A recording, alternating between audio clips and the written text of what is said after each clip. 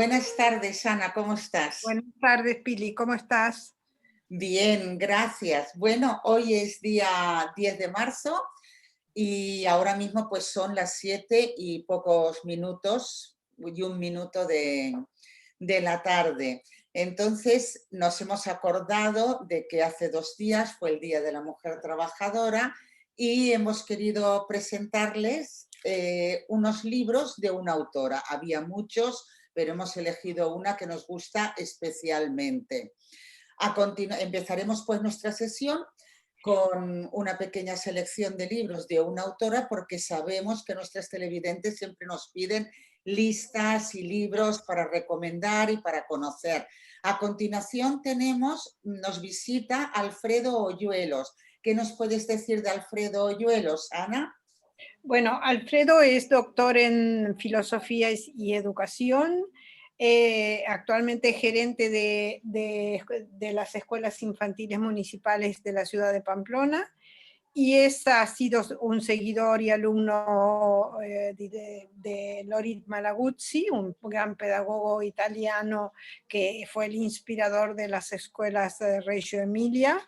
Y Alfredo es una referencia en todo lo que hace a los temas de educación infantil, y particularmente él se dedica a lo que es la documentación tanto de registro narrativo, visual, audiovisual, no en el sentido solamente de informar qué es lo que pasa en la clase, sino promover una situación donde se pueda observar todo el desarrollo de la infancia, todo el pensamiento en voz alta del niño, lo que hace y la interacción con los adultos y el modo de trabajar que tienen los adultos que trabajan con Alfredo Hoyuelos. Entonces vamos a ver cuál es su perspectiva, digamos. Cuando acabe Alfredo Hoyuelo, vendrá nuestra colaboradora habitual, como es de costumbre, Carmen Carramiñana, y Carmen nos hablará de los conocimientos que deben de tener los profesores sobre biblioteca escolar. Con esto acabaremos el programa de hoy, pero les queremos comentar que hemos estado grabando a Loli Olmos, que es bibliotecaria escolar en Granada, y bueno, pues que también queríamos preguntarle a ella. Y entonces en uno de los próximos programas la verán con nosotros. Detrás mío tienen una escultura hecha por libros. Y justo cuando es una torre de Babel. Gracias, sí. Estábamos entrevistando a Loli Olmos cuando la pusimos y nos pareció que era muy buena idea, ya que hoy hablamos tanto de documentos, de libros, de bibliotecas, y que continuaremos hablando, tenerla de fondo. ¿Nos puedes explicar un poco esta Torre de Babel, Ana? Esta Torre de Babel la hizo una artista que se llama Marta Minujín en Buenos Aires. Eso es la Plaza San Martín de Buenos Aires, creo que fue en el 2011. Y fue a raíz de un festival, de una, digamos, en ocasión de una celebración por el Día del Libro y por el libro. Y entonces todos estos son libros pegados en esta Torre de Babel. Bueno, nuestro homenaje particular a los libros. Bueno, entonces siempre nos estáis pidiendo listas de libros y hoy os queremos hablar de Ana María Machado. Ana María Machado ahora debe de tener unos 80 años, esta foto es de cuando era más joven, es brasileña, o por lo menos nació en Río de Janeiro y siempre ha llevado a cabo su vida en Brasil, y bueno, es una de las grandes de la literatura infantil en vida que todavía tenemos entre nosotros. Ana María ha dedicado toda su vida a la literatura y la literatura infantil. Fue una de las primeras catedráticas, creo que la primera de literatura de la Universidad Pontificia en Brasil. También inauguró en Río de Janeiro la primera librería infantil. Y lo adelanto porque también es un tema que nos gustará tocar. ¿Y por qué me gusta Ana María Machado? Bueno, nos gusta mucho, yo digo qué es lo que encuentro. Ana María Machado tiene un lenguaje poético, o sea, siempre te llama la atención, es muy dulce, pero nos encontramos que gusta a todos los niños. ¿Con esto qué quiero decir? Nosotros estamos intentando presentar aquí pues autores de una calidad literaria para los niños. Ahora bien, no todos los autores tienen que gustar a todos los niños. El otro día, la semana pasada, estuve con una niña que le parecía Sapo y Sepolento, mientras que un niño, es que me decía la mamá, que lo había empezado y acabado ya 4 veces y seguía leyéndolo. No tiene nada que ver con el carácter del niño. De hecho, a veces nos encontramos que hay niñas que se portan muy bien, pero resulta que les gusta imaginar que hacen travesuras y entonces buscan libros para travesuras. Y hay otros niños pues que se embelesan. Y lo curioso con Ana María Machado es que gusta a todos los niños porque sabe poner mucha imaginación y además de la imaginación hace como que vivan aventuras y son aventuras de niños. ¿Tienes? Déjame que me enseñe, este es uno de los libros de ella. Este es uno de los libros de ella, está en portugués original, se llama Palabras, Palabritas y Palabrotas. Entonces, ella trabaja sobre la posibilidad, digamos, juega con el lenguaje de manera de que a través de las palabras, de las palabritas, puede permitir al niño decir palabrotas, que también es bueno. Y enseño también otro de los libros, que este es muy bonito, y es una buena historia, y este es muy interesante porque ella responde al pedido de los niños, cuéntame otra vez. Entonces ella cuenta el cuento, pero cada vez le introduce una modificación. Y entonces el niño tiene que estar atento para saber cuál es la modificación que introduce.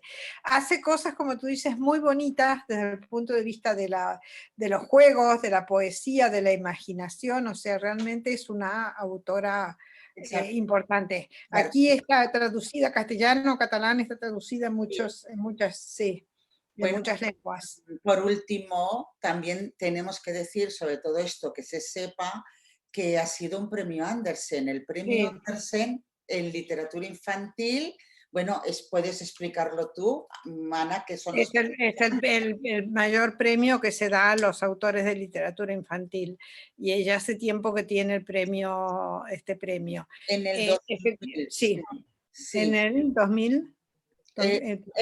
Fue el premio del 2000, precisamente le premiaron por la innovación del lenguaje. O sea, exactamente, que es muy bueno exactamente. para las maestras. Bueno, uno de sus libros más emblemáticos es María Bonita, que es muy bonito ese libro. Mira, aquí tenemos María Bonita. María Bonita, es preciosa, preciosa. A ver, es una niña que, como podéis ver, es muy oscurita de piel, es lo que llamamos en español negra, que para nosotros es la niña bonita negra. Y entonces tiene un color tan bonito de piel que hay un conejito pues, que quiere preguntarle continuamente cómo ha conseguido ese color. Y claro. El conejito blanco, muy blanco. El conejito muy blanco, muy blanco, muy blanco. Y entonces, pues, es la manera de escribir. Mira, entonces regresó a donde la niña le preguntó, niña bonita, ¿cuál es tu secreto para ser tan negrita? Y la niña no sabía, pero lo inventó. Ah, debe de ser que de chiquita tome mucho café negro. O sea, tiene una manera de... pero es rápida, es una manera de hablar que gusta, cadenciosa, pero que el niño no se aburre. Y para los maestros les gusta porque, por ejemplo, juega con cartas. Tenemos este que es de carta en carta y es un niño que no quería ir a la escuela a aprender a leer, pero quiere escribir una carta a su abuelo y encima para meterse con él. Tremendo, ¿eh? Tremendo. ¿Y qué le ocurre con la carta? Que va un señor que le escriba la carta y este señor, que es de los últimos escribidores que quedan en el pueblo, hace que mediante las cartas del niño y el abuelo y el niño vayan conociéndose y se reconcilien, pero le pone la condición al niño que le cuente lo que hace en la escuela cada día. Pero bueno, esto de la carta da mucho juego, tal como hemos dicho, para los profesores. Sí, sí. Sí, érase una vez un niño pequeño que vivía en una ciudad pequeña. Me parece que no fue hace mucho tiempo, ni muy lejos de aquí. Cambia la manera tradicional de entrar en el de pueblo. presentar los libros. Sí, pero hace una referencia intertextual a la forma de comenzar, claro. Sí. Otro que es, que dirás tú el nombre técnico, la retaíla. Es un cerdito que tenía mucha hambre y entonces va pidiendo por allí la comida a todos. Y entonces al final lleva una sandía, 2 calabazas, 3 quesos, 4 litros de leche, 5 mazorcas de maíz, 6 plátanos, 7 frascos de miel. O sea, es continuamente, para un primero de primaria. Hace una lista de los elementos, claro. Sí, una Entonces, lista, la memoria, los cambia, justo indicado para primero de primaria. sugiere. P5 también puede ser. Sí, también. La memoria del niño lo basa, sugiere 2 finales, o sea, y el último ya es para más mayores, pero se atreve con el cómic. Hoy, mira, perdón, me ha salido un poquito del revés, lo voy a cambiar, ahora lo cambio un momentito, perdón, porque no lo podéis ver. Aquí. Este es el libro del lobo. Es el lobo, no, el libro es el lobo feroz. Y entonces es un señor que no es lobo feroz, es un señor que se llama Lobo, Manuel Lobo, pero le contratan para escribir cartas a los lobos. Y entonces, aparte de que también volvemos a utilizar la carta, nos encontramos con que también hace referencia a otros libros. Todo, o sea, nos gusta nombrar a esta autora porque la vais a encontrar fácilmente en librerías, en bibliotecas infantiles, nunca Sí, falta. seguro. Aquí hay Y da mucho juego para material. los colegios. Y bueno, yo vuelvo a la Torre de Babel y os dejamos porque tenemos que empezar con el programa. Hasta Muchas ahora. gracias, Pili, hasta ahora.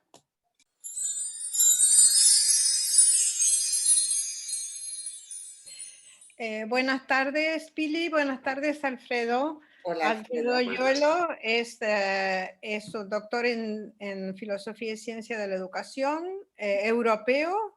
¿Por qué dices europeo? Porque cuando hice la tesis doctoral había la posibilidad de hacer una tesis de carácter europeo que tiene que reunir una serie de características, haber hecho la investigación en 2 países de la Unión Europea, que el tribunal de aquel entonces estuviera conformado también por personas que provenían de distintos países de la Unión Europea, defenderla en 2 idiomas, no en uno, y bueno, entonces era un título. Entonces, Alfredo se dedica a la documentación dentro de las escuelas infantiles, tiene responsabilidad dentro del Ayuntamiento de Pamplona, ha sido alumno de Loris Malaguzzi. Malaguzzi es el mentor, inspirador, orientador, o vamos a decirle, de Reggio Emilia. Reggio Emilia es una experiencia que se da en la zona cerca de Roma. No, cerca de Bolonia. Cerca de Bolonia, tienes razón. Parma y Módena. Exacto. Norte, en el norte. Exacto. Entonces, Reggio Emilia, mucha gente maestros lo deben conocer por su experiencia, digamos, en el desarrollo tanto del conocimiento cuanto del arte. Entonces, tenemos en esta oportunidad invitado a Alfredo, le hemos hecho una pregunta, él se presenta a sí mismo como tallerista. Entonces, la primera cuestión es, ¿por qué te llamas tallerista? Bueno, es por lo que me pagan. Vale. Tengo dentro de la plantilla orgánica, figuro, mi rol es de tallerista. El tallerista es un invento genial de Loris Malaguzzi, que en los años 60, cuando la experiencia educativa extraordinaria de Reggio Emilia coge cuerpo público municipal, a él se le ocurre que tiene que formar parte de la plantilla orgánica cotidiana de las escuelas infantiles para niños y niñas de 3 a 6 años y algunos proyectos también para desarrollar en 0-3 años. ¿Por qué? Resumiendo mucho, hay 3 roles. El primero son unas personas que tenemos formación artística. Y esa formación artística, como si tuviera que definir arte con esa idea de extrañar la cotidianidad para hacerla extraordinaria con otra mirada, yo cuando le pregunté a Malaguzzi, ¿cuál es mi rol? ¿Qué tengo que hacer ya como tallerista, ¿no?, de las escuelas? Él me dijo, mira, con mucho amor, reconocimiento y cariño, pero tu rol es fastidiar a las maestras. Bien. Entonces me lo tomé al pie de la letra y significa que nos Sí, están viendo maestras, pero en el buen sí. sentido. Os pongo un ejemplo. El otro día trabajo con una educadora y me estoy dando cuenta, te gustará, Ana, que los niños y niñas de 2 y 3 años naturalmente hacen binomios fantásticos de Rodari, ¿no? Hacen binomios fantásticos. Porque era un niño que estaba diciendo, estoy haciendo una casa con 4 piezas, una chimenea grande y vinagre, ¿no? O sea, dices, bueno, ¿qué tiene que ver el vinagre en todo esto? Entonces se empiezan. O otro que decía, estoy haciendo unas huellas, mientras dibujaba, unas huellas, que es curioso que utilice la palabra huellas porque es, o sea, huellas gráficas, llamamos desde el arte también. Huellas plásticas, huellas gráficas, y luego dice, y una jirafa. O sea, realmente huellas, jirafa. Entonces, releyendo a Rodari, hay un capítulo que se llama el prefijo arbitrario. Y entonces habla de cómo si tú a algo le dices des, por ejemplo, él habla de la desnavaja, ¿no? Que es un objeto pacifista. Muy bonito. Es un objeto pacifista que no sirve para sacar punta a los lápices, sino para hacérsela salir, ¿no? O está el desperchero. Entonces yo le dije a la educadora, le digo, mira, ¿por qué no tratamos de jugar, ya que los niños y niñas están en esa onda, y tratamos de jugar en otra manera de estar mucho más surrealista y loca con los niños y niñas? Entonces no les vamos a decir, vamos a entrar al taller, sino que te salimos, ¿no? Entonces, es este juego, o por ejemplo, cuando les hacemos una propuesta, yo le propuse hacer la despropuesta. Es decir, cuando entran los niños empezamos a recoger las cosas. Entonces, este punto dice Balaguchi que necesitamos un tío, una tía loca en la escuela para crear una diversión transgresora y divergente, y también que lleve a otra mirada sobre los niños y niñas, sobre todo para evitar etiquetarlos. O mirarlos solo con los parámetros psicológicos, pedagógicos o didácticos, ¿no? Entonces, este es un rol muy importante. El segundo sería un rol a la Bertolt Brecht. Sí, ese es un poquito, ¿no? Esta idea de meter miradas completamente transversales, diferentes en la escuela, ¿no? Y divertidas, ¿no? Con este componente que también lo tiene el arte. El segundo rol es, decía Malaguchi, que los niños y niñas tienen derecho a la belleza y por lo tanto tener dentro una persona que tiene un ojo estético, porque las maestras y los maestros tienen muchos valores, muchísimos. O sea, son extraordinarios profesionales, lo digo, llevo ya más de 30 años trabajando, pero la belleza no es un valor que venga desde la formación. No les estoy responsabilizando, digo que tiene razón, que quede hacen cosas muy feas. Que sea una cosa estéticamente, es algo que no se da de manera espontánea. No, en la elección de los colores, en cómo cuelgan los mismos dibujos de los niños sin tener en cuenta una geometría estética, torcidos, bueno, algo que cuando hay una sensibilidad estética nos duele. Entonces, es asegurar que los contextos, los escenarios donde viven y conviven los niños y niñas tengan esta belleza. Y el tercer rol, que es el que más nos está acercando al encuentro de hoy, es la documentación profesional.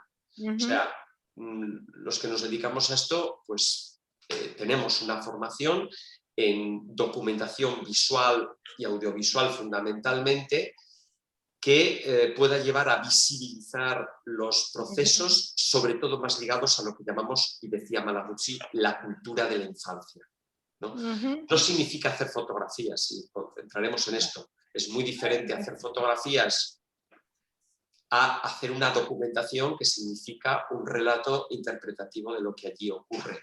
Vale. Nosotras queremos animar a las maestras a documentar sus trabajos en el sentido en que hay veces que hay proyectos muy bonitos de innovación pedagógica con un gran fundamento detrás, y hoy en día hay más tendencia a ir haciendo, que no es esto documentar, pero es un inicio, ¿no? Una foto o un vídeo de un proyecto, queriendo plasmar la idea que se ha perseguido en este proyecto. Pero claro, solo hacer una foto de un mural, hacer foto de los niños, guardar los trabajos, solo eso no es documentar. Documentar es algo más. ¿Cómo podríamos ayudar a las maestras para animarles a estos proyectos tan maravillosos que quieren hacer, a que los vayan documentando? Porque es muy interesante, de ahí se aprende.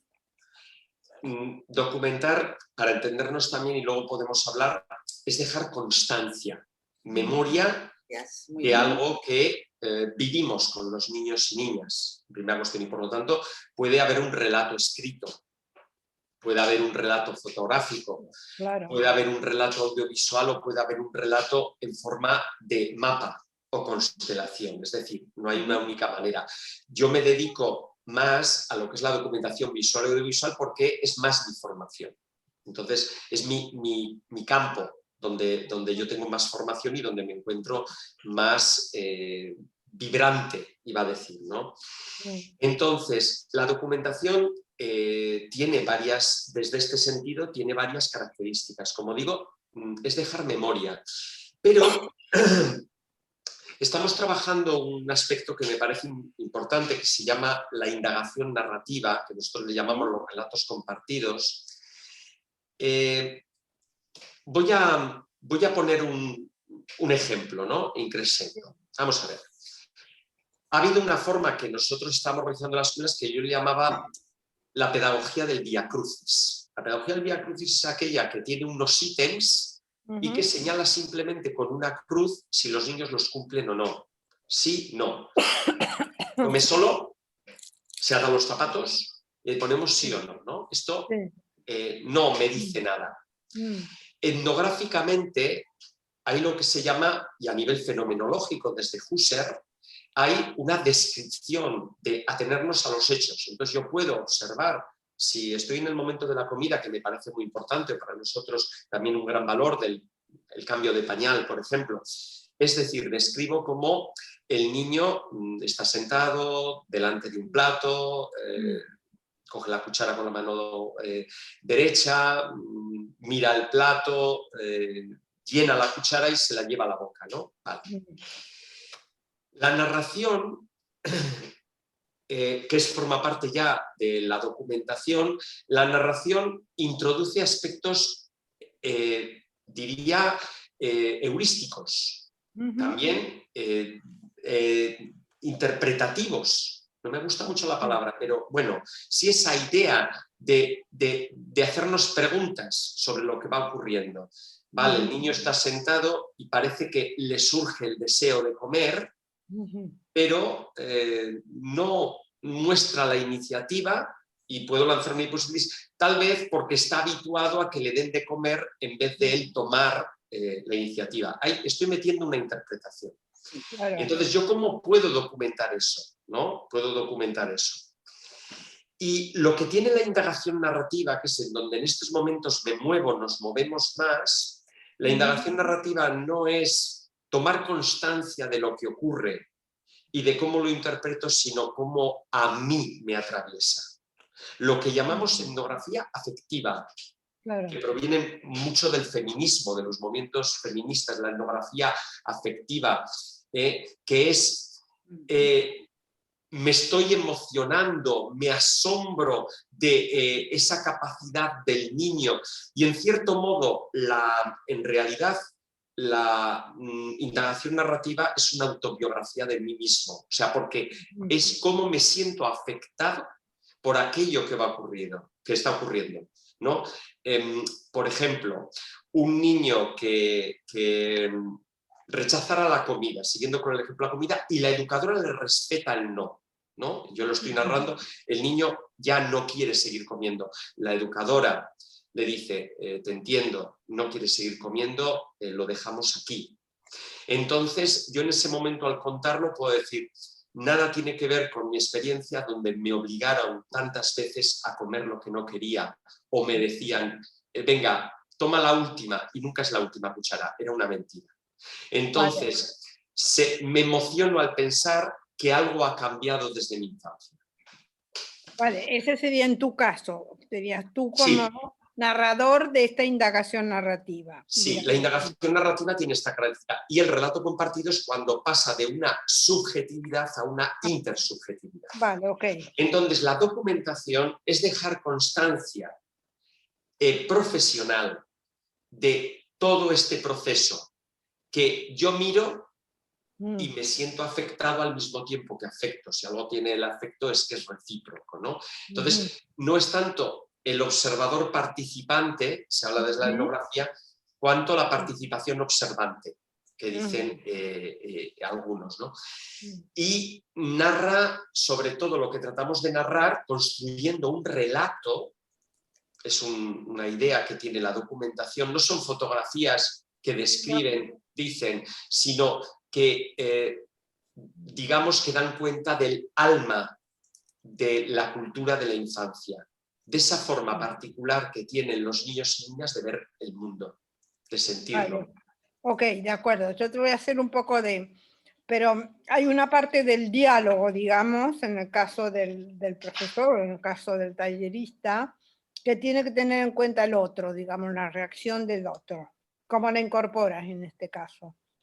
¿Solo desde lo que a ti te afecta o también preguntas o estableces diálogo? Sí, mira, por ejemplo, ¿tienes diálogo con los niños y niñas? Por ejemplo. Sí, todo depende de la planificación y de lo que queramos documentar. Por ejemplo, sigamos con el caso que os estaba contando de Gianni Rodari. Vale. Ahí hay unas veces donde simplemente tenemos una planificación porque la documentación está ligada a una buena observación, a un buen proyecto de observación.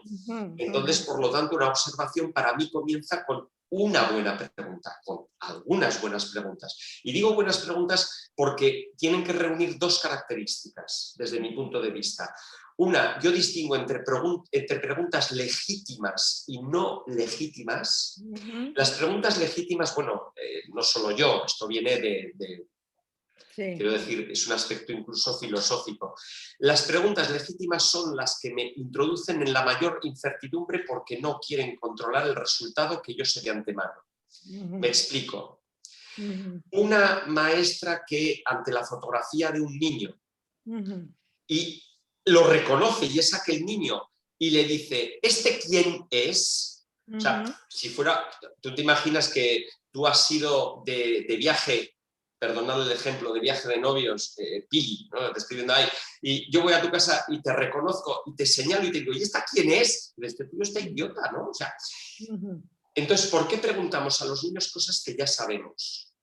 Es para controlar, o sea, por lo tanto nos ponemos en un estado superior a ellos. No es la filosofía educativa donde es dialógica. Y por lo tanto, esa sería una pregunta ilegítima.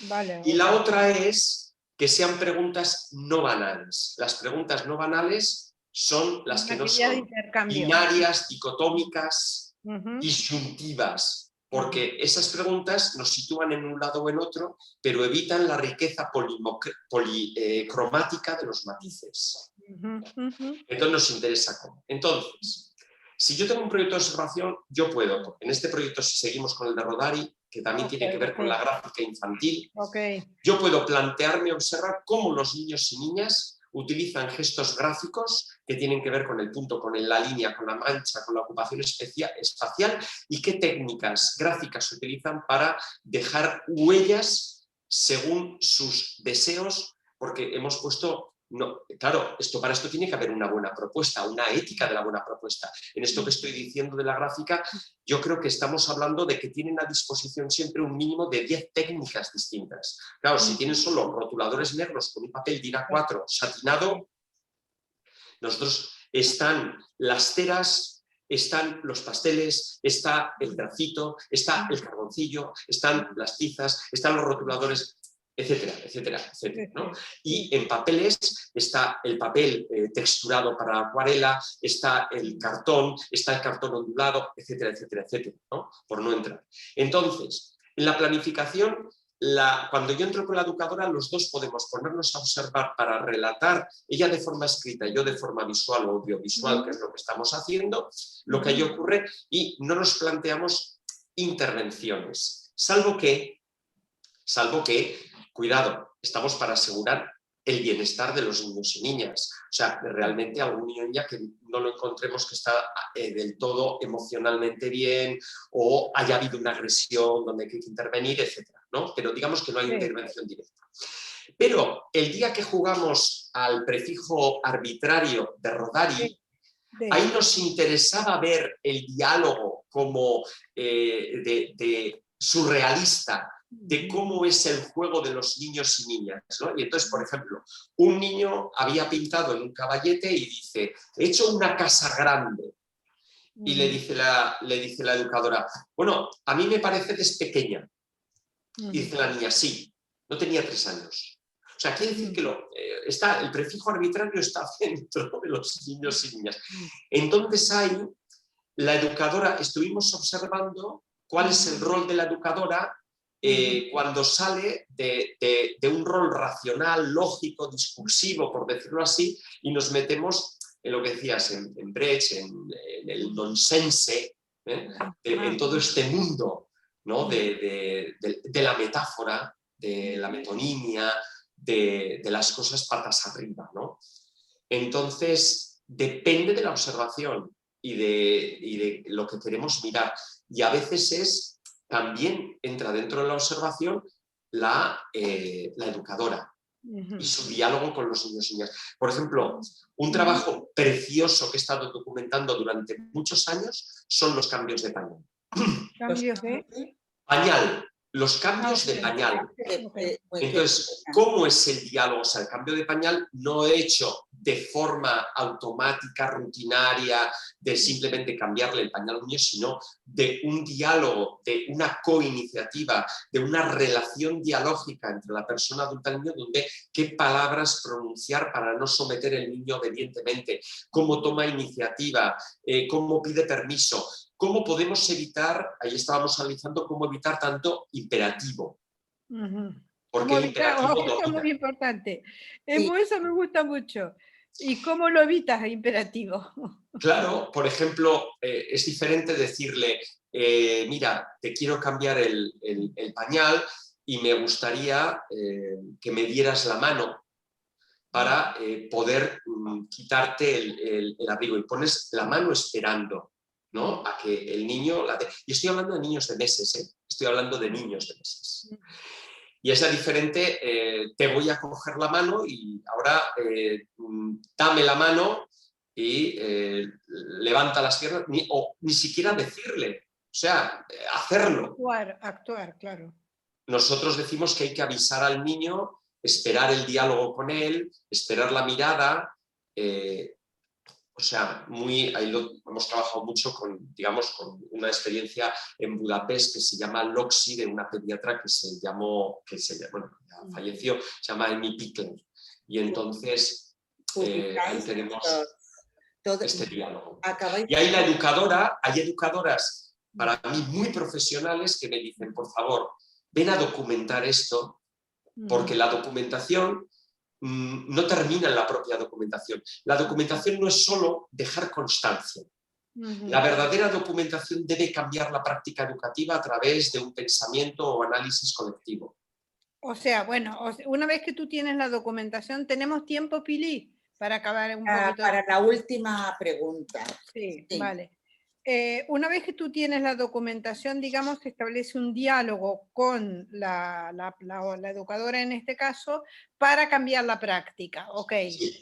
Vale, Eso es importantísimo. Esta mañana estamos viendo un espacio que es una especie, no me gusta llamarle, pero para entendernos, es un patio cubierto porque en Pamplona llueve mucho. Y entonces nuestros centros tienen patios exteriores y patios cubiertos para asegurar la oxigenación diaria a pesar de la climatología, por decirlo brevemente. Ese espacio que normalmente es un cemento, tenemos que hacer una intervención estética para generar propuestas. Estamos elaborando propuestas y estamos analizando cómo los niños y niñas qué juegos se establecen, qué pistas nos dan, en dónde se acumulan, cómo se distribuyen por el espacio, qué juegos se provocan para retroalimentarlos. Y entonces yo he estado esta mañana haciendo fotografías de todo esto y luego me he juntado una hora con una de las educadoras para analizar aquellas imágenes y sacar pistas, pero no porque las queramos ver, sino porque vamos a transformar aquel espacio para que sea más adecuado para el juego de los niños y niñas.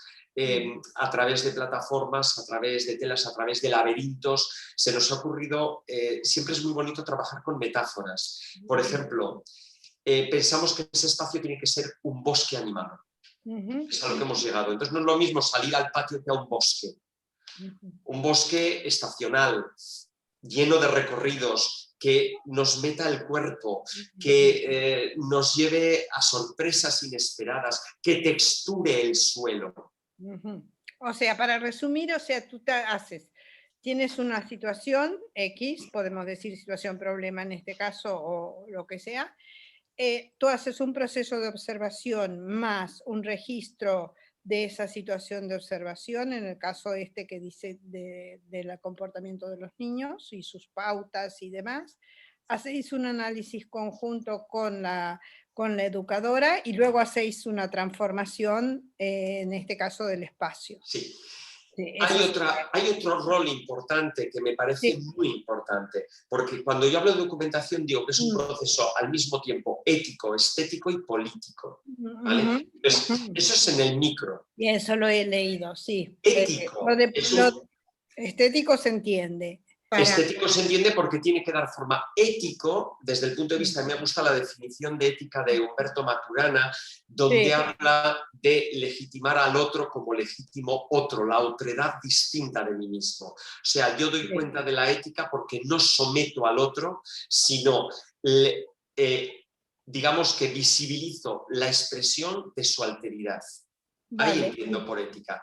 Por lo tanto, ahí está la controversia. Y político, porque no basta con visibilizar dentro, sino la labor que hago con las familias, por ejemplo, un caso muy concreto. Siguiendo con este ejemplo, queremos poner cosas que a los niños y niñas en este espacio les reten motrizmente, les reten. Nosotros distinguimos entre... o hay que tenerlo muy claro, entre reto, riesgo y peligro. Peligro es cuando la vida del niño está en peligro. Y riesgo es subirse a un árbol, se puede caer. Sí, sí. Pero todos nos yo he tenido un brazo roto, me han puesto la antitetánica, quiero decir. Pero ahora, en nuestra mirada, hay un hiperproteccionismo excesivo sobre los niños y niñas. Parece que no se pudieran caer, no se pudieran hacer daño. Entonces, este sometimiento no autónomo de los niños y niñas... Hay miedo, hay miedo. El miedo, ¿no? Pero entonces se les evitan experiencias vitales que tienen que ver con el riesgo para crecer sanos. Entonces, si yo lo documento bien, he hecho unas imágenes, me gustaría enseñaros, de un niño subiendo a un sitio altísimo, pero con una seguridad impresionante. Y yo estas experiencias las comparto con la familia, pero las comparto con la sociedad. Estoy haciendo, desde el punto de vista más aristotélico, una labor política de transformación de los valores de la sociedad, empezando por la familia, para que sean más amables con los derechos de la infancia. Por ejemplo, el derecho a arriesgar, a retarse, a subir a los árboles. Sí, a correr. Y a correr, a saltar.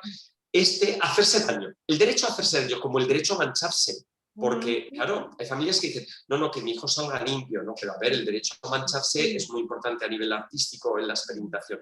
Entonces, este es el rol político de la documentación porque deja evidencia constatable de aquello que está ocurriendo y hacia dónde, en términos más vigotskianos, si queréis, el desarrollo próximo, que sería hacia dónde transformar la ciudad, en realidad, la educación políticamente hablando. Muy bien. Ana, ¿alguna pregunta más? No, bueno, ¿tenemos tiempo? Estamos acabando, pero algo hay, cortito. Yo te voy a hacer una pregunta que también a mí me han hecho varias veces, pero que es una pregunta que es aquí estás tú en esta experiencia, tú eres, digamos, la persona que tiene en la cabeza los proyectos, que puedes organizarlo y tal. ¿Cómo eh, se puede generalizar esto?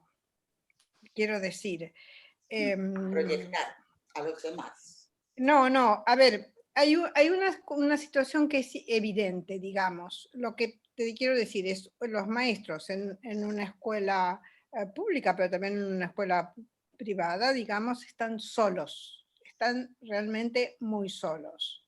Cierto es. Entonces, ¿me entiendes? Entonces, la presencia de otro, aunque solo sea su presencia, ayuda muchísimo, porque tú al compartir, es una profesión, digamos, imagínate tú que el médico estuviera solo, bueno, está solo en alguna consulta, pero en general tiene que compartir, ya sea con el radiólogo, con el cirujano, o sea, comparten, digamos, frente a las imágenes que tú tienes de un hospital es de compartir. La imagen que tú tienes de la escuela no es de compartir, cada maestro está en su clase. Entonces, esto es lo que quiero que reflexionemos un poco, porque esta figura que tienes tú es la de compartir, digamos, es la de ayudar, la de compartir, la de ser observador, la de registrar, la de tener otra mirada, ser el otro. Y el maestro no tiene esto. Bien, ahí hay dos cosas, y lo digo con la experiencia. Yo trabajo con escuelas que documentan, y existen extraordinarios ejemplos, ¿no? Que maestras y maestros que documentan. Lo primero es, y lo digo como un reto, no ahora en el tiempo de pandemia, bueno, pero cuando esto pase, allá donde se pueda, lo decía Malaguzzi, hacer pareja educativa. Me explico. Hay en algunos sitios donde hay 12 niños de 3 años y 13 niños de 4. La tendencia tradicional es cada maestrillo tiene su librillo, en lo privado, cada uno. Para mí es mucho mejor hacer una pareja educativa de 25 niños y niñas con 2 maestros y maestras. Pero esto, cuando lo he propuesto, no todos los maestros y maestras lo quieren. No. Porque a veces es muy difícil compartir en la cotidianidad. Y por lo tanto, o por ejemplo, aquí en Navarra, cuando se hacen las preinscripciones para los centros, las inscripciones, estamos esperando al número mágico 26, porque se habla de desdoble, que es un grupo de 3 años, por ejemplo, que al haber llegado a 26, como ya son más que 25, se dan dos aulas de 13. Si el espacio lo permite, el espacio suficiente lo permite, y a veces sí lo permite, trabajando en pareja educativa, ya evitamos siempre la soledad. Y lo digo porque no siempre las circunstancias lo aprovechan, pero por resistencia de algunos maestros y maestras. Allí donde han hecho pareja educativa, las virtudes son extraordinarias, porque es compartir las miradas sobre los niños y niñas. Allí donde no se pueda, cuando la maestra desgraciadamente está sola, pero donde yo he visto la experiencia, por ejemplo, para mí un gran ejemplo de una escuela extraordinaria es el Martinet, ¿no? El Martinet en Ripollet, en la provincia de Barcelona, ¿no? Las maestras, ¿qué llevan encima? Siempre una máquina de fotos y una libreta para apuntar.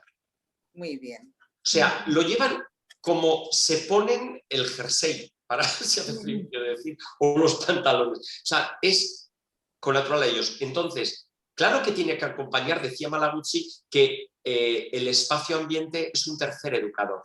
Porque si el espacio hay propuestas que no dependen de la propia maestra, sino que los niños y niñas pueden encontrar algo interesante que hacer porque están muy pensados los materiales, los escenarios, las propuestas, etcétera, entonces ahí los niños y niñas pueden tomar la iniciativa y la maestra, si puede, pasa un rol más de observadora para poder documentar. Y entonces luego la documentación es algo que se puede colectivizar. Una de las características de la documentación es que genera comunidad. Entonces, porque luego en las reuniones pedagógicas, en las reuniones de claustro, en las comisiones, en las reuniones o en la formación, vamos a ver. Con que los televidentes y los maestros que nos escuchan y los docentes hayan tomado y se hayan empapado de una de estas ideas, yo creo que nos podemos dar satisfecho porque ha sido un mundo nuevo en el que nos has entrado. Muchas gracias y a continuación, cuando pare, te mandaremos otra vez una comunicación y ahora mismo esperamos poder seguir tus experiencias. Hasta pronto. Muchas gracias a vosotras por esta oportunidad. Alfredo, muchas gracias por participar. Un gran abrazo. Adiós. Un abrazo. Chao. Chao. Buenas tardes, Pili. Buenas tardes, Carmen. Hoy está con nosotros Carmen Carramiñana, nuestra colaboradora habitual. Vamos a hablar de bibliotecas escolares, específicamente de bibliotecas escolares. Para comenzar, Carmen, ¿para qué tiene que servir una biblioteca escolar, digamos, específicamente a diferencia de las bibliotecas generales?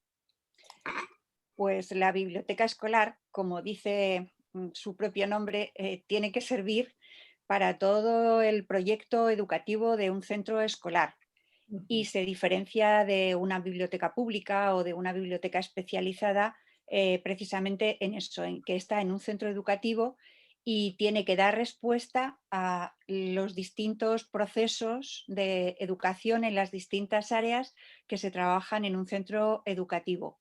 No solo tiene que dar respuesta a los contenidos que se vayan a trabajar, sino que además tiene que dar respuesta a los usuarios. No es una palabra a lo mejor muy adecuada hablando de escuela, pero hay un término en biblioteca escolar que se llama formación de usuarios. Es decir, cómo vamos a formar al profesorado, al alumnado, a las familias o a todas las personas que intervengan en la escuela para que sepa encontrar información, sepa evaluarla y a partir de ahí sepa elaborar nuevos conocimientos. Entonces sería el sentido principal de la biblioteca escolar. Vale, hay una situación que se da en las escuelas que yo he visto, es que no siempre hay una bibliotecaria escolar. Es decir, normalmente ocurre que una profesora se hace cargo de la biblioteca, pero ¿necesita una formación la bibliotecaria escolar, el bibliotecario escolar? Pues sí, necesita una formación el bibliotecario escolar. En bibliotecas escolares tenemos, no quiero calificarlo como problema, pero tenemos una circunstancia y es que en nuestro país no existe la figura del bibliotecario escolar o como existe en otros países del documentalista, por ejemplo en Francia. Durante varios años se habló de esa figura, de que las comunidades autónomas o que el ministerio realmente pusieran en marcha esa figura, porque de la que sí que se habla, por ejemplo en el documento marco de bibliotecas escolares que elaboramos hace ya años, aparece cómo debería ser esa figura. Debería ser o bien un bibliotecario de formación bibliotecaria, pero también con formación educativa, es decir, con formación en bibliotecas escolares, o al revés, un educador, un profesor, una maestra que tuviera formación en bibliotecas. Es decir, como dice mi amiga Merche Caballú, tiene que ser una persona que tenga mitad y mitad, es decir, que sepa cómo funciona el sistema educativo y que al mismo tiempo sepa también de bibliotecas escolares, es decir, sepa no solo de bibliotecas escolares, sino de bibliotecas, es decir, sepa cómo se organiza una biblioteca, sepa cómo hay que hacer esa formación de usuarios, cómo hay que hacer las búsquedas, ayude al profesorado y al alumnado y también a las familias si intervienen en el centro educativo en todo ese proceso. Vale. A mí me ha pasado como asesorando, haciendo intervención en escuelas aquí en Barcelona, me ha pasado que voy a la biblioteca escolar y la veo como antigua. Antigua quiero decir, con poca renovación de stock, no hay ordenadores a disposición del usuario, es decir, no digamos, hoy en día la imagen de la biblioteca actual no es esa que encontramos en la escuela. ¿Qué opinas de esto?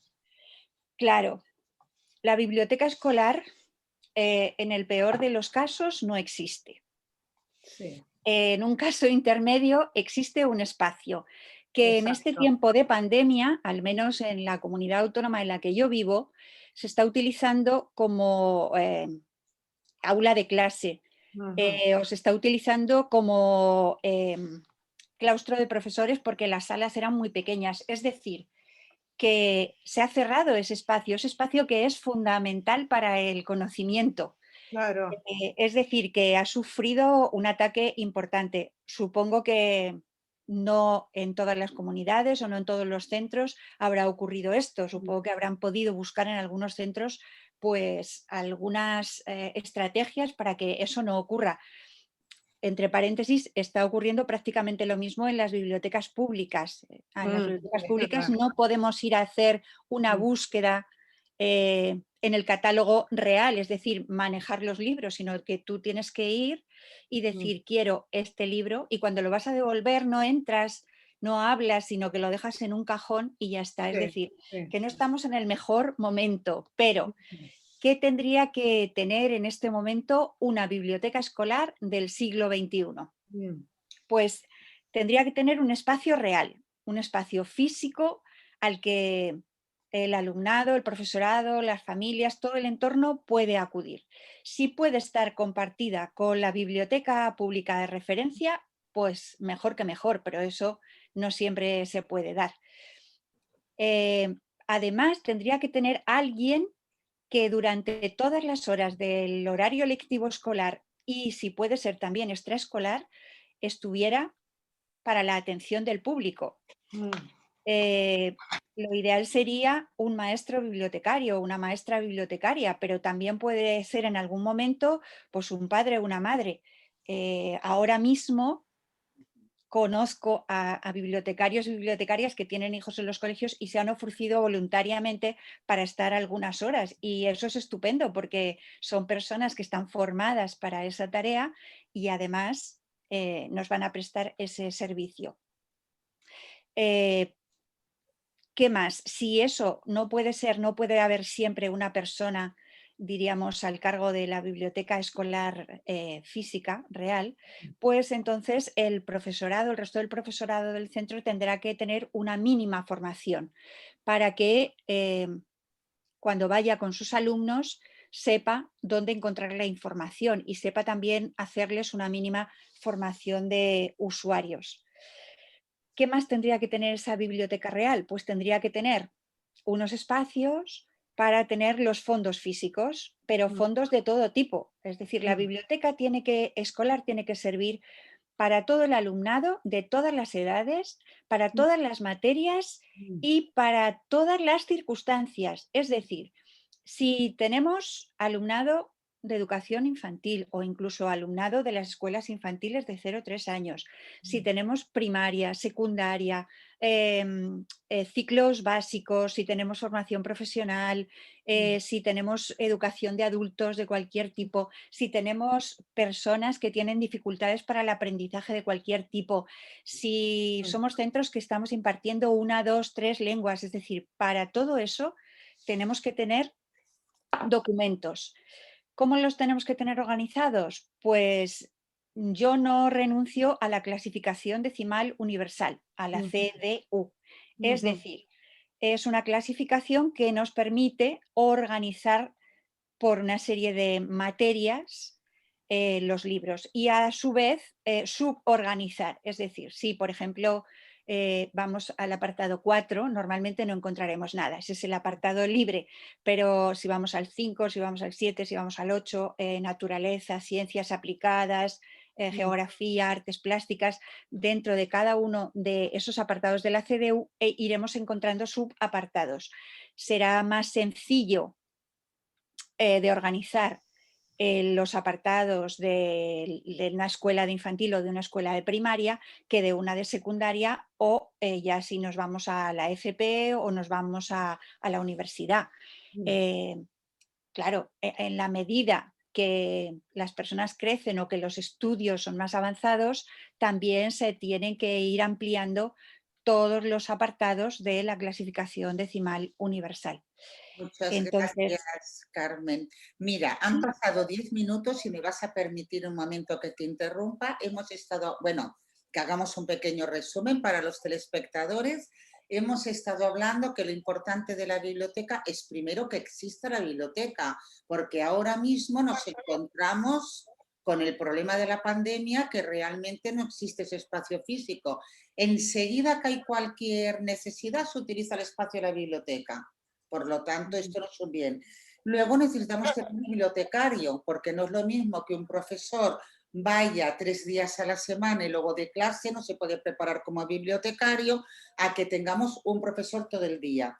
En estos momentos, por lo menos en mi comunidad autónoma, en la que estamos Ana y yo, nos encontramos que los colegios públicos están teniendo, por lo menos a nivel de primaria, más biblioteca que los concertados, porque se les ha aportado esta imagen.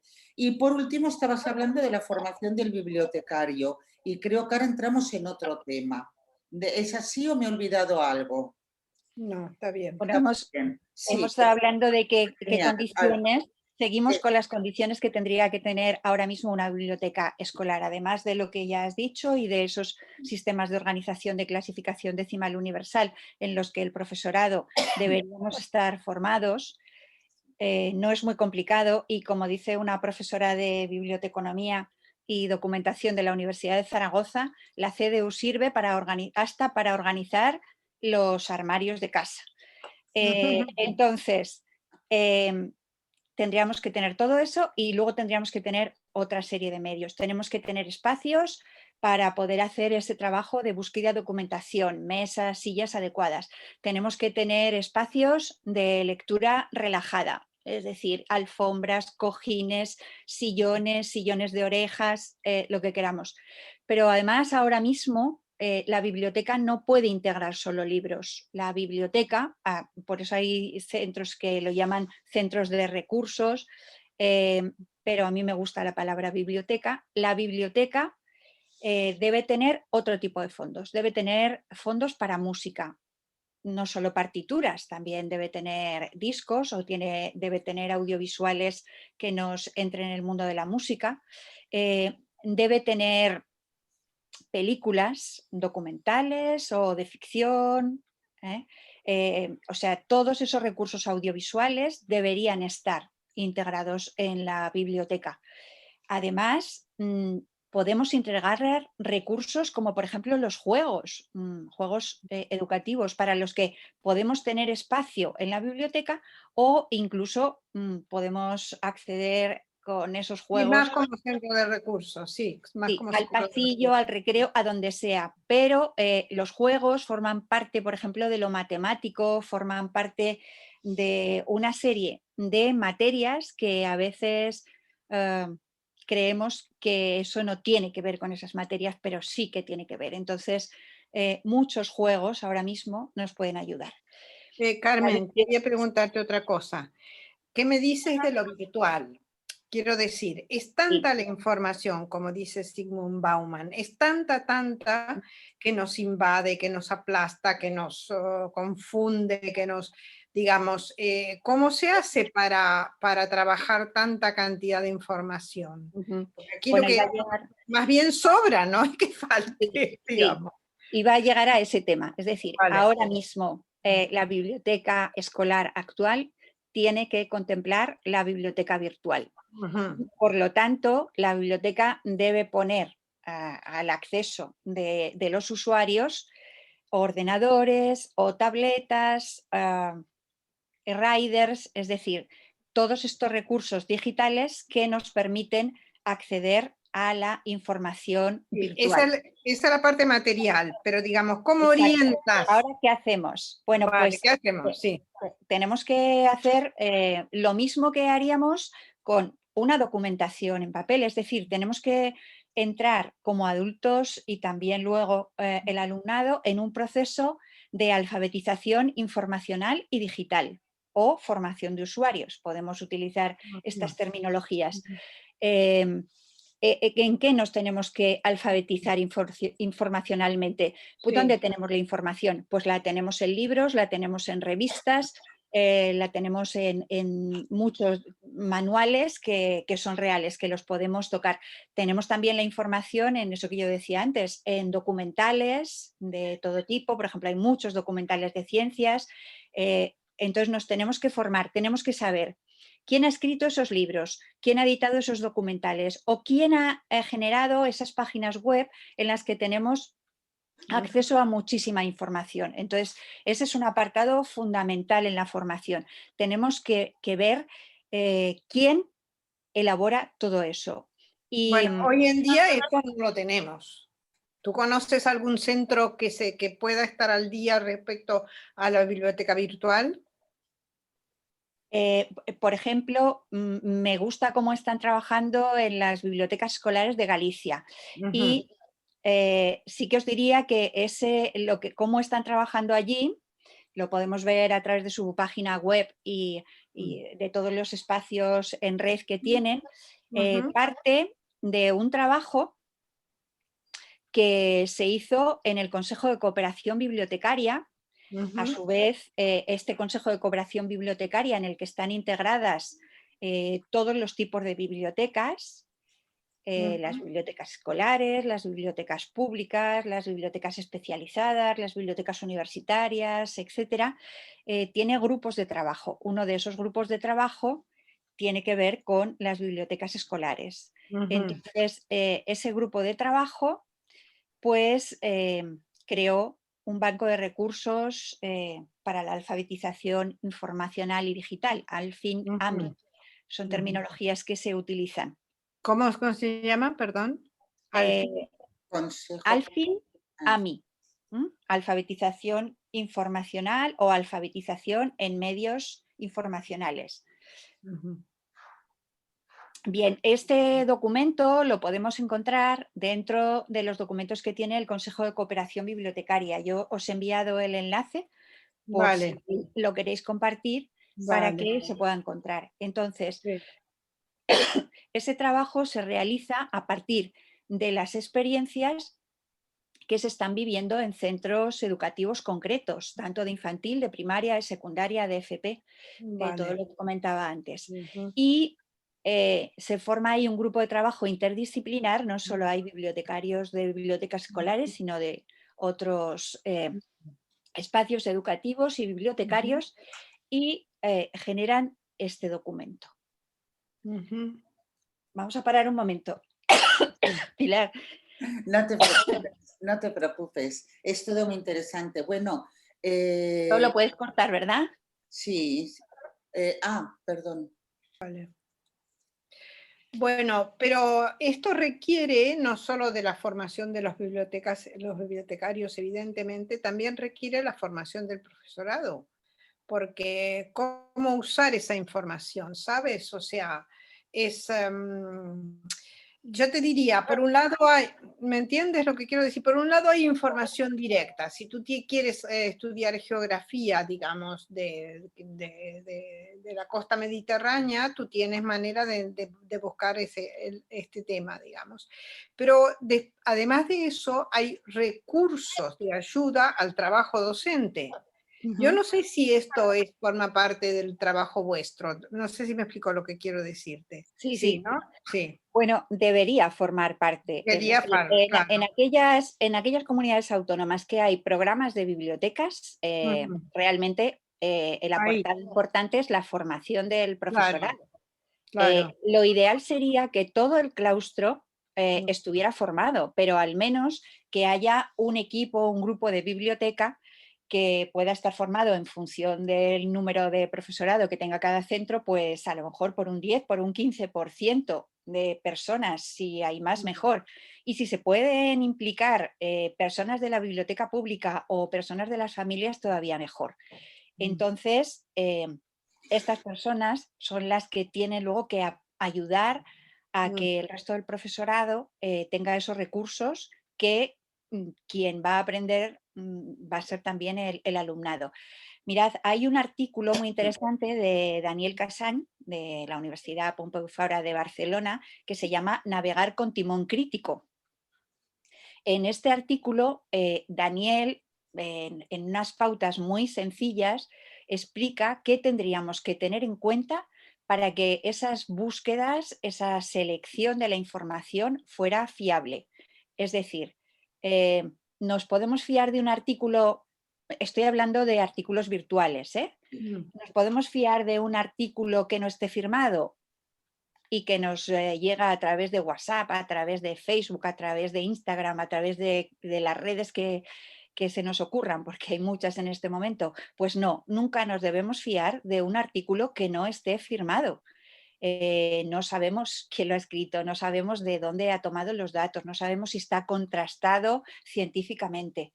Entonces, eso sería lo más elemental. Es decir, vamos primero a buscar aquellas informaciones, aquellos contenidos que tienen firma.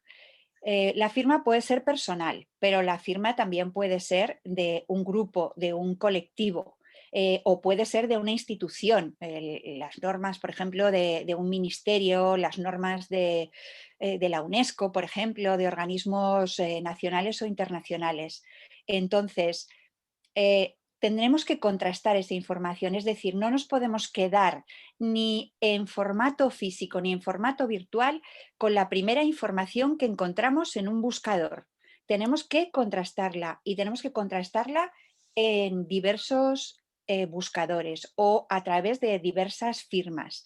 Y sobre todo si está avalada por comités científicos o por ministerios de los que nos fiamos, pues entonces podremos seguir Bueno, adelante. ese es un trabajo que hacen en una universidad o en centros terciarios, digamos. Pero normalmente en los centros de primaria y de secundaria no es un trabajo que hagan. Yo me estaba refiriendo, ¿me entiendes? Yo me estaba refiriendo a otro tipo de información, la información que puede orientar al profesor en el aspecto pedagógico, no en el aspecto de contenido. Me estoy refiriendo, por ejemplo, a lo prof o a Cyrano, o sea, recursos de ese tipo. Vamos a dejarlo para otra sesión, porque creo que son sumamente importantes. Estamos llegando ya al final. Pero me gustaría comentar algo para finalizar. En Francia existe la figura que la has nombrado tú, Carmen, del documentalista, y es que esto nos da una idea de la diferencia de calidad de la enseñanza. A veces estamos pidiendo que haya menos números de niños por clase, pero también ese número se puede acortar si en el con más profesionales. Claro, si hay un maestro bibliotecario, en la clase sigue habiendo 25 niños, pero es como si hubiera 2 menos entre todo el colegio. Entonces me acuerdo de que en Francia, durante la primaria, cuando van a hacer un trabajo para la escuela, les piden, hoy vamos a estudiar las abejas, los caracoles o los medios de transporte.